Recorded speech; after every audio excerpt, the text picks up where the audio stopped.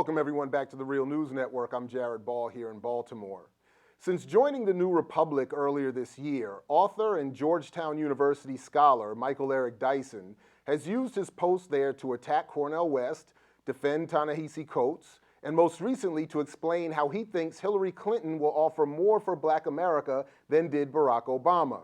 In his latest piece titled "Yes, She Can: Why Hillary Clinton Will Do More for Black People Than Obama," Dyson writes, quote, "If we were betrayed by Bill Clinton and suffered dashed hopes under Obama, maybe, just maybe, we will get from Hillary Clinton what we most need and truly deserve: a set of political practices and policies that reinforce the truth that Black lives must and do finally matter."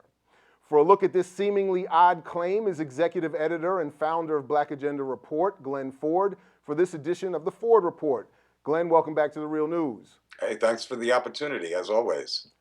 So I'll start with that. I mean, how do you distill this argument or claim that that Dyson seems to be making here, or does in fact make, not seems to be making, that Hillary Clinton will do more for Black America than did Barack Obama?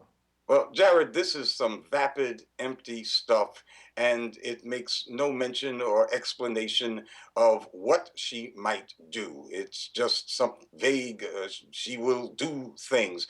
Michael Eric Dyson is famous for throwing up a wall of words, and when he does that, it's usually to signify his obedience to people in power. And so this piece is just more of the same. And this time, he's signaling his availability to serve Hillary Clinton, who he anticipates will come to power in the next election. That's what this exercise is all about.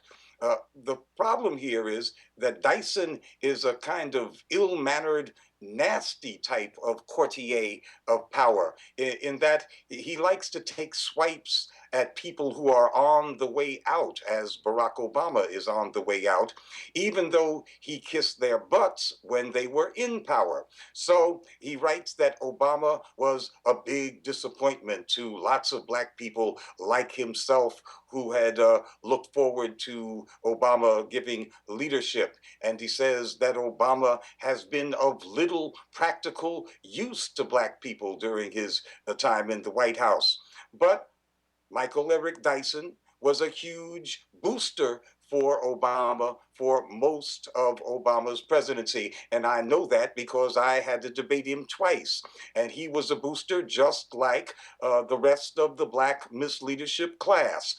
They are all, him and they, trying to reinvent their own personal and political histories. They're trying to position themselves as constructive critics of the Obama presidency rather than the bootlickers that they were until very recently.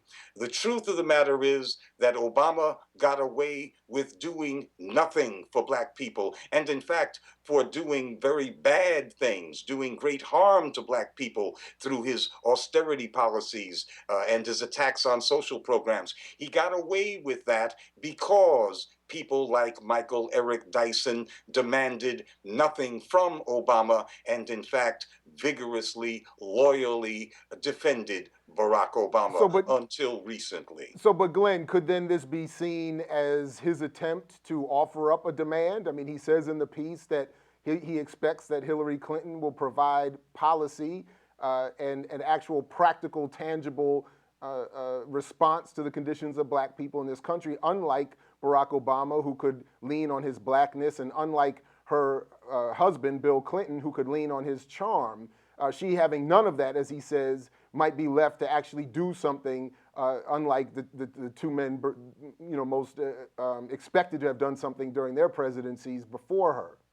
He is not only incapable of making any demands of power. In this long article, which is about Hillary Clinton, he does not even say anything of substance at all about her foreign policies or her domestic policies or what he thinks her foreign policy might be or what he thinks her domestic policy might be.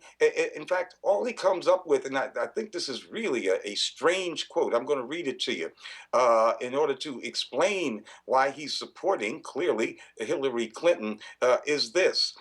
Basically, he says that if Bill Clinton gave Black America bad policy and Barack Obama gave Black America no policy, then Hillary Clinton is left only with good policy. Now, Jared, what sense does that make at all? I can't even understand it.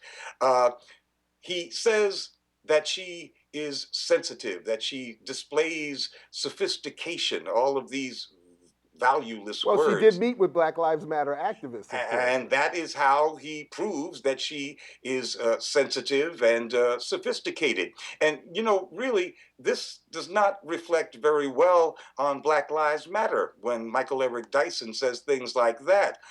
Hillary clearly has profited politically from her two meetings with the Black Lives Matter organizations, although I don't see how Black people as a whole have profited at all. She is getting credit for being racially engaged. And that's why Dyson is so impressed, because he wants people in power engaging him as a power broker in the next administration. And this article is just part of his audition. And unfortunately, I fear that this is also what some of the folks in the Black Lives Matter organization are also up to. Well, Glenn Ford, thank you again for joining us again for this edition of the Ford Report here at the Real News Network. Thank you. And thank you for joining us here at the Real News as well. As always, from Baltimore, I'm Jared Ball, saying for all involved, as Fred Hampton used to say, to you we say peace if you're willing to fight for it. So peace, everybody, and we'll catch you in the whirlwind.